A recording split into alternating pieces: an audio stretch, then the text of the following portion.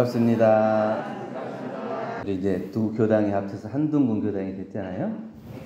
한둥군 교당이 신축한다 그러니까 많은 사람들이 집을 언제 완공하냐, 집 짓고 있냐 물어보는 사람들이 많아요. 우리가 집을 멈춘 적이 없죠? 계속 짓고 있는 거죠? 우리 이제 법회 때 신축 기도를 올리고 설교 시간에 특별히 신축에 대해서 뭐 신축 기금을 내야 된다 이런 말씀은 안 드리지만 교도님들이 다 성의껏 평소에도 가져오시는 거 보면은 참 교도님들이 참 신심이 대단하시다 이런 생각을 하고 있습니다. 특히 오늘 우리 회장님 손녀가 왔는데 어디 갔어요?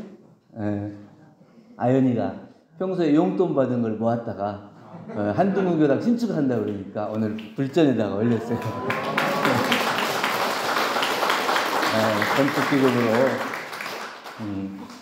이제 이번 주에 드디어 시공사하고 계약을 해서 이제 착공계 내고 허가 나오고 하면 4월 10일 정도부터 이제 시작을 하면 8개월 정도 시간이 걸린다 그럽니다.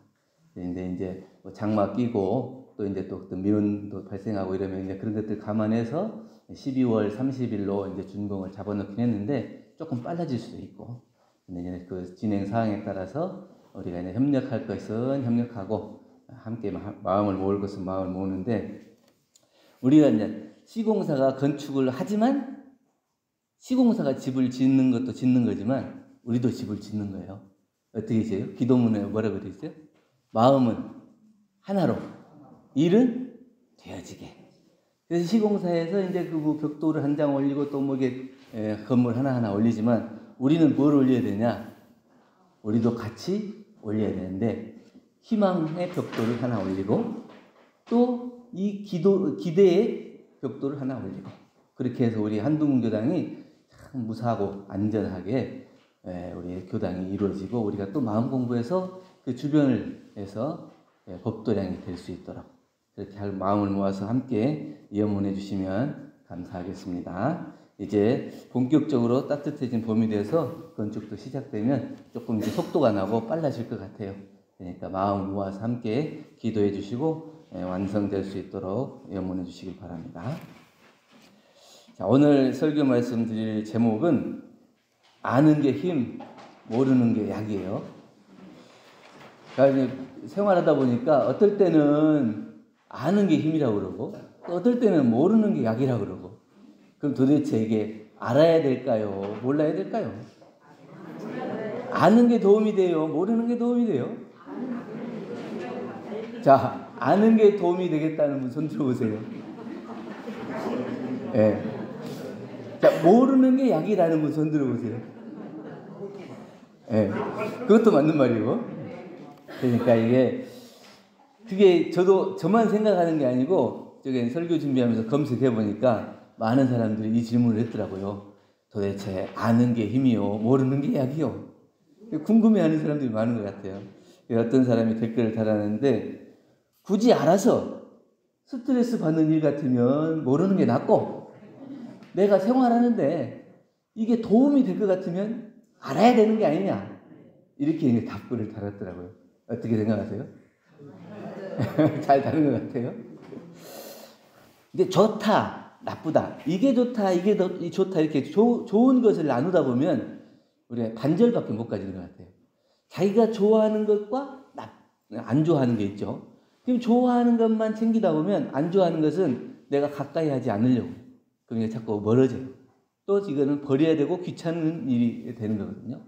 그래서 좋은 것과 안 좋은 것이 따로 있는 게 아니고 그 상황에 따라서 이게 알아서 힘이 되기도 하고 모르는 게 약이 되기도 하는데, 그 상황 따라서 어떻게 우리가 생각하고 취사를 하느냐, 이게 굉장히 중요한 것 같더라고요.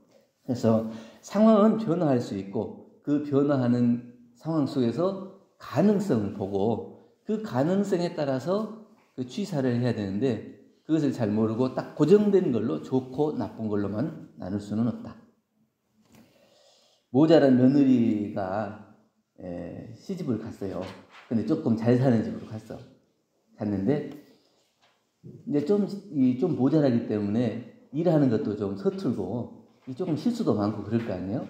그런데 이 시부모님이 그래도 성품이 올바라서 예뻐해요.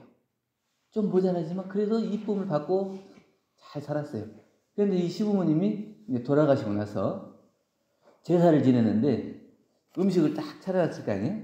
친척들도 모이고 딱 모였는데 이 모자란 며느리가 이 제사를 지내기도 전에 이 제사상에 차려진 이 음식을 이것도 먹어보고 저것도 먹어보고 이러는 거예요. 그러니까 그 친척들이 제사 지내러 와가지고 저거 봐라, 저거 배우지도 못하고 모자란 것이 제사도 지내기 전에 저렇게 부려먹심하게 되는다, 이렇게. 그러니까 그 옆에 있던 신랑이 뭐라고 하냐면, 저래도 평소에 그 아버지 어머니가 예뻐했습니다. 저렇게 먹는 것을 아버지 살아계시다 하더라도 나무라지 않을 것입니다. 이러고 자기 부인을 두둔해줬어요. 근데 이 며느리는 거죠. 자기가 모자라긴 모자라지만 자기 시부모님의 제사에 자기가 할 수 있는 정성을 다하는 거예요. 그래서 이것저것 먹어보는 거 뭐냐면 우리 아버지가 평소에 어떤 음식을 좋아했는가, 그걸 이 맛을 보는 거예요. 우리 어머니가 평소에 어떤 음식을 좋아했더라, 이렇게 하고 좋아했던 음식을 좀 더 이렇게 챙겨드리려고 하는 그 마음이 있는 거예요. 근데 우리가 봤을 때는 평소에 저 사람은 모자란 사람이니까 모자란 짓을 한다, 이렇게 고정관념으로 박아서 그 사람을 하고 이해하면 그 사람은 그냥 모르는 거예요. 자기가 그 사람에 대해서 잘 안다고 생각하는 것 때문에 그 실수를 하는 거죠. 근데 그 사람이 왜 저럴까 하고, 내가 저 사람에 대해서 잘 모르면 왜 저럴까 하고 그것을 알려고 노력하고, 그 사람이 그런 이유 때문에 그랬구나, 그럼 그 이해가 돼요. 근데 내가 저 사람에 대해서 안다고 하는 생각이 있어. 저 사람은 이런 사람이다, 저런 사람이다, 이걸 자기가 고정관념으로 딱 박아놓기 때문에 오히려 그 아는 것이 병이 돼요. 그럴 때는 차라리 모르는 것이 약이 될 수도 있다. 상황에 따라서 아는 것이 힘이 되기도 하지만 모르는 것이 약이 되기도 한다. 내가 어떻게 그것을 생각하느냐에 따라서 좋은 기회가 왔음에도 불구하고 그 기회를 저버릴 수도 있고, 또 안 좋은 일이 있을 때도 그것을 좋은 기회로 바꿀 수가 있지 않겠느냐. 그래서 우리는 생각이라고 하는 것은 말이 되고, 말을 하면 결국 행동으로 나타나고, 그 행동은 습관이 돼요. 습관이 되면 그 사람의 운명이 되고 삶이 되기도 하거든요. 그냥 처음 생각이 어떤 생각을 하냐, 내가 이것을 좋게 생각하느냐 안 좋게 생각하느냐, 이게 아는 게 힘으로 생각하느냐 모르는 게 약으로 생각하느냐, 그거에 따라서 내가 상황 따라서 그것을 적절하게 힘이 되기도 하고 약이 되는 이 지식을 내가 활용할 수 있으면 되는데, 그렇지 못하면 자기의 생각이 점점 말이 되고 행동이 되고 습관이 되고 자기의 운명이 돼서 자기가 생각이 잘못된 생각으로 한번 딱 뿌리 박으면 계속 그쪽으로 행동이 되고 운명이 바뀔 수밖에 없지 않느냐. 그렇기 때문에 우리는 아는 것이 힘이 되고 모르는 것이 약이 되려면 어떻게 해야 될 것이냐. 첫째는 내 입장만 생각하면 안 된다.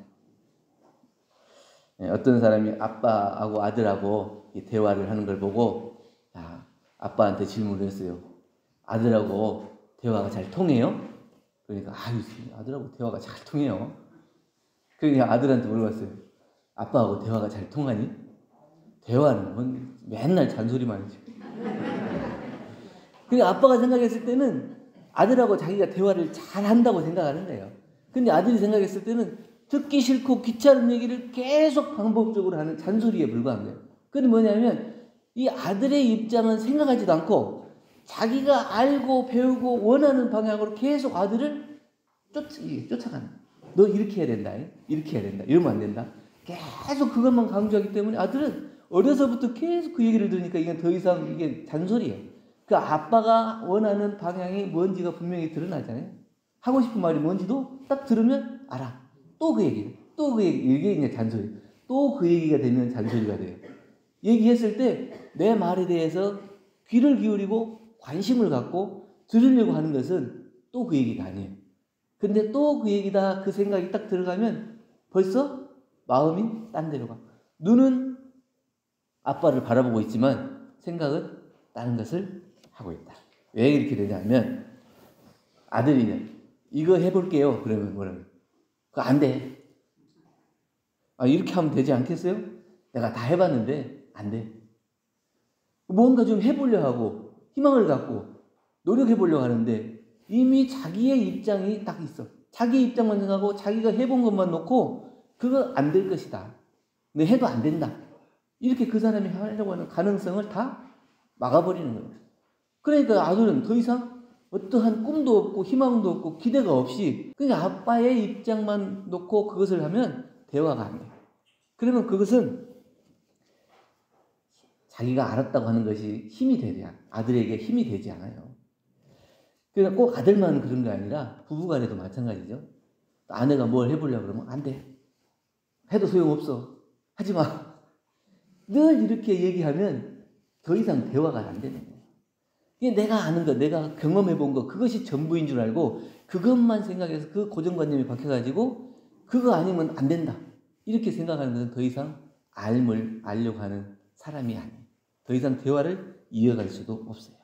그렇기 때문에 나는 못했지만 너는 가능할 것 같다. 네 실력이면 할 수 있을 것 같아. 이렇게 얘기해주면 얼마나 좋겠어요. 그런데 그 말 하나가 그 가능성을 다 막아버린다. 당신이면 가능할 것 같아. 어쩌다 그런 생각을 했어? 한번 해보세요. 이렇게 하면 그 사람이 얼마나 힘이 나겠어요.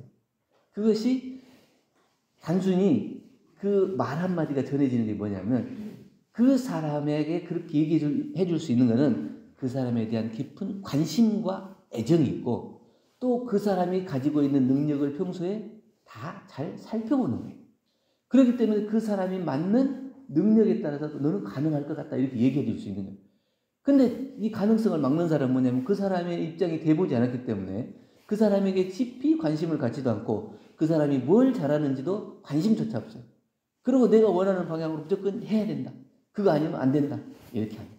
그 사람은 차라리 몰랐으면 나는 잘 모르니까 네가 해봐. 이렇게라도 할 텐데 자기가 안다고 하는 것 때문에 다 막아버리고 다른 사람이 하고자 하는 것을 다 막아버립니다. 둘째는 배우기를 놓지 않아야 된다. 우리 대종령 인도품 28장에 보면 무릇 가난이라고 하는 것은 무엇이나 부족한 것을 이릅니다. 얼굴이 가난하면 얼굴 가난, 학식이 부족하면 학식 가난, 또 재산이 부족하면 재산 가난 이렇게 얘기했는데 요즘의 세상에는 없는 것이 가난인 게 아니고 배우지 못하는 것이 가난입니다. 옛날처럼 배움의 기회가 없을 때는 배우지 못해서 알지 못해서 가난일 수 있지만 지금은 못 배우는 사람이 어디 있어요? 자기가 배우고만 싶으면 하고만 싶으면 얼마든지 배울 수 있는 기회가 열려 있대요. 근데 배우지 않으려고 하는 그 마음이 가난이다. 우리 평생을 통해서 배우고 익히고 살아가는 거죠. 대종사님께서 시대의 상황에 따라서 배우기를 놓지 마라 이렇게 말씀하셨는데 요즘에는 커피숍 가서 커피 한 잔을 마실라 해도 못 마시고 식당에 가서 음식 하나를 먹을라 해도 못 먹고 지금 시대가 많이 바뀌었잖아요. 그래서 그 키오스크라는 기계가 있잖아요. 들어가면 거기다 놓고 딱 자기가 원하는 거 이렇게 놓고 눌러서 결제도 하고 자리에 가 있으면 로봇가 딱 와서 딱 내려서 먹으면 돼요. 점원하고 눈 마주칠 필요도 없어요. 근데 이게 지금 시대가 바뀌는데 그 시대에 바뀐 거에 따라서 내가 배우고 익히는 것이 해야 되거든요.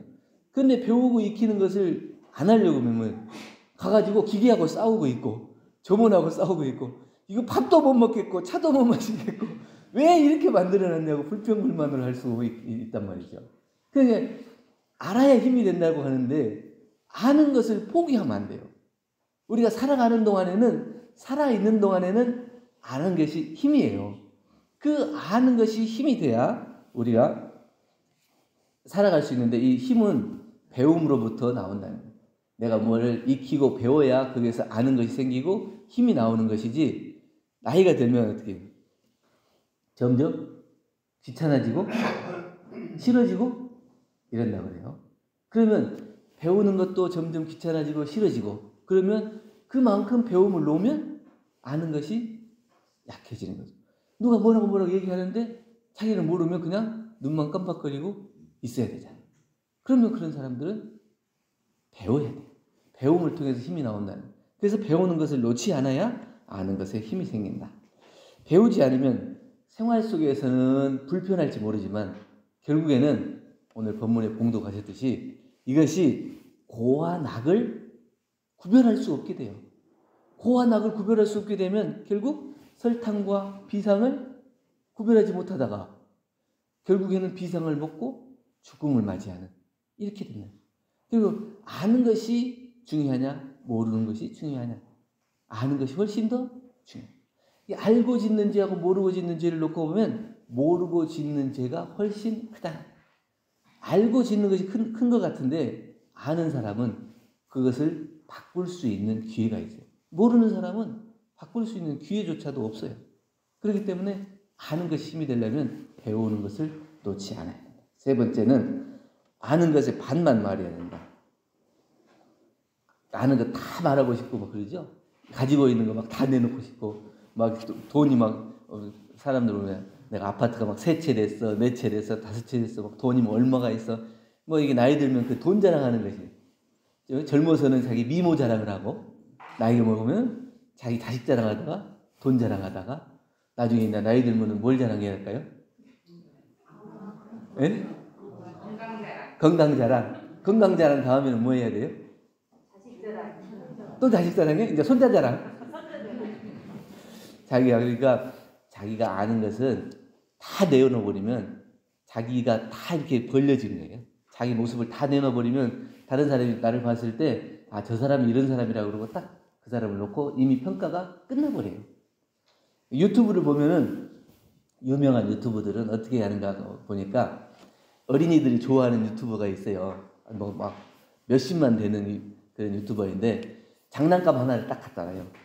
갖다 놓고 이게 이제 장난감이 이 속에 뭐가 들어있는지 그걸 뭐 언박싱이라고 그래요.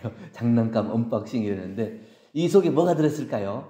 그럼 이거를 뜯냐? 안 뜯어요. 1시간도 넘게 안 뜯어. 그러면서 이 속에는 뭐가 들었을지 막 계속 궁금증, 관심 유발해요. 그러면 어린이들이 그 속에 도대체 뭐가 들었는가 하고 계속 1시간 동안 쳐다봐요. 그러다가 이제 그 박스를 딱 뜯잖아요. 막 뜯어가고 아 이것은 이렇게 조립하고 이렇게 하는 거예요. 그리고 그 다음 그한 5분도 안 걸려요. 왜 그러겠어요? 이미 그 속에 뭐가 들어있는지 봐버리면 관심이 사라져요. 나도 마찬가지고 사람이 마찬가지고 그 사람이 아는 것을 다 내놔버리면 그 사람에 대해서 평가가 끝나요. 더 이상 그 사람에게 관심도 없고 그 사람에게 존경도 사라질 수가 있어요.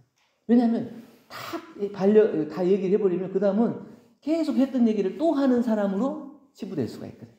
그러니까 자기가 아는 것에 반절만 얘기하려면 어떻게 하겠어요? 이게 상당히 어려워요. 그래서 나이가 들면 입을 닫고 주머니를 열어라. 알지만 아는 척하지 않는 것은 뭐냐면 겸양의 도다. 그러니까 내가 딱 다른 사람이 실수하고 잘못하는 걸 보더라도 대본에 가가지고 너 이거 잘못됐어. 이거 이렇게 하면 안 돼.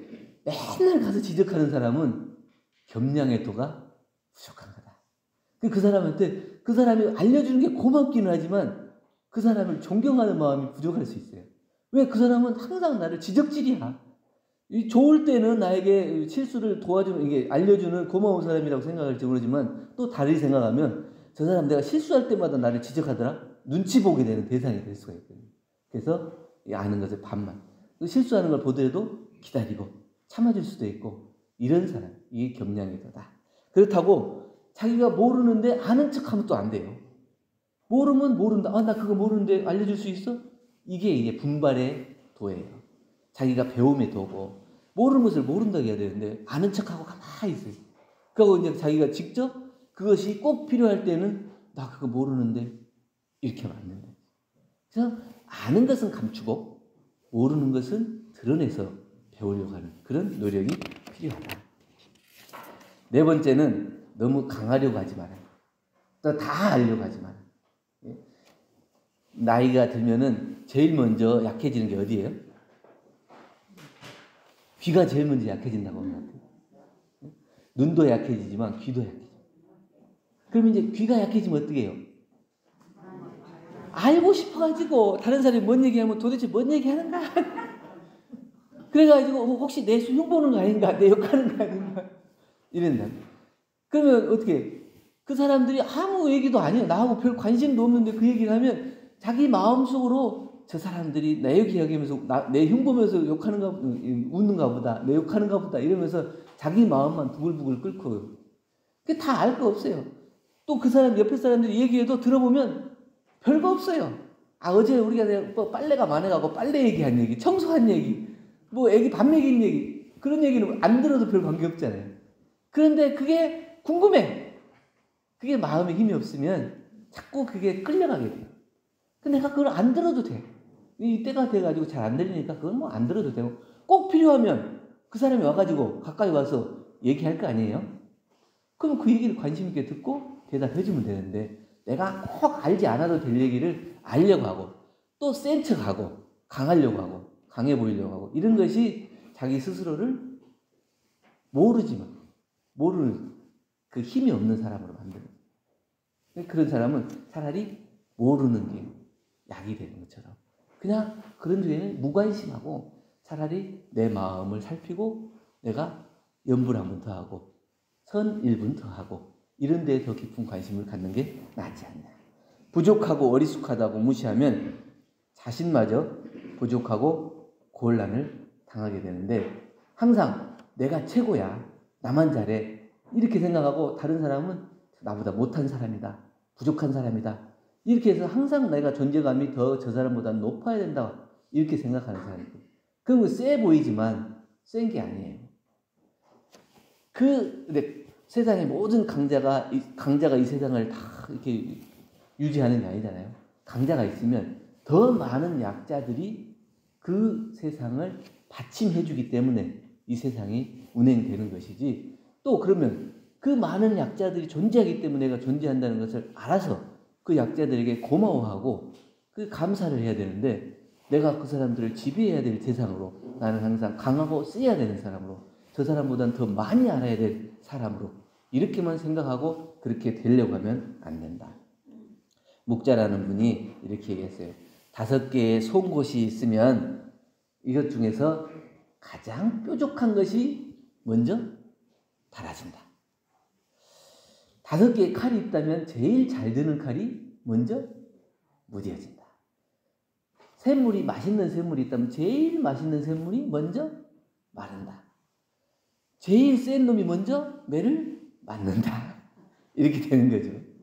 이게 자기가 일부러 강해야 되고 잘난 척하고 이러면 모든 사람들이 그 사람을 존경의 대상으로 보기보다는 미움의 대상으로 또 별로 좋지 않은 대상으로 그래서 항상 그 사람이 대표가 되는 거예요. 강한 만큼 그 사람이 먼저 모든 것을 책임져야 되는 사람이 될 수도 있다는 거예요. 그러니까 굳이 내가 너무 강하려고도 하지 말아요. 그럴 때는 내가 모른 척, 없는 척, 약한 척 이렇게 하는 거예요. 대종사님께서도 인도품 34장에 처세에는 유한 것이 제일 귀하고 강강함은 재앙의 근본이니라. 말하기는 어눌한 듯 조심히 하고 일당하면 바보인 듯 삼가 행하라. 급할수록 그 마음을 더욱 늦추고 편안할 때 위태할 것 잊지 말아라. 일생을 이 글대로 살아간다면 그 사람이 참다운 대장군이라.